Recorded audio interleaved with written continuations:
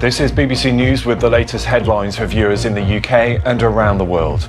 Kherson becomes the first major city to be captured by Russia's invasion. The Ukrainian president says his nation remains defiant. We are a nation that broke the enemy's plans in a week.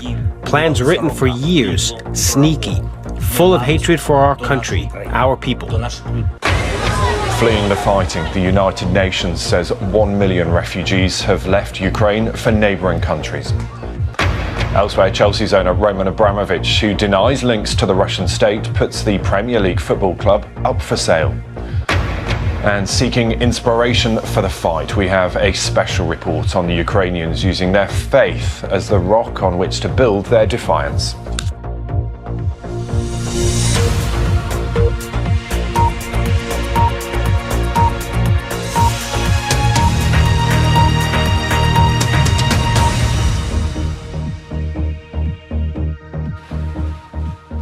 Hello, a very warm welcome to the programme. The mayor of the Ukrainian port of Kherson says Russian forces are now in control, making it the first major city to be captured. As well as large explosions overnight in the capital, Kyiv, there's also been heavy shelling in the country's second largest city, Kharkiv. A week on from the start of the Russian invasion, the United Nations says 1 million refugees have now fled to neighbouring countries. We'll have more on that in a moment. But first, Mark Lowe has the latest after several cities came under intense shelling. Caroline Davis there in Moscow for us. Let's bring you up to date with some of the day's other main stories. The former Nissan executive Greg Kelly has been given a suspended 6-month prison sentence over allegations that he helped former chairman Carlos Ghosn avoid disclosure of $80 million that Nissan planned to pay him after his retirement. Mr. Kelly denied any wrongdoing and said his only intention was to dissuade Mr. Ghosn from joining a rival car maker. An Army veteran from Alabama has pleaded guilty to 2 charges in connection with the assault on the Capitol by supporters of the former President Trump in January of last year. Joshua James admitted seditious conspiracy and obstruction of an official proceeding of the US Congress. And Western Australia has become the country's final state to reopen its borders after closing them to prevent the spread of COVID-19.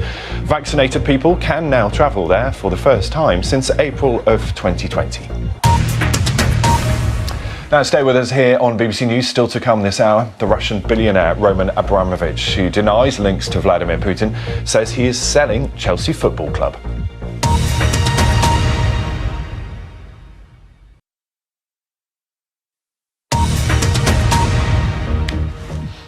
This is BBC News, I'm Ben Thompson. The latest headlines.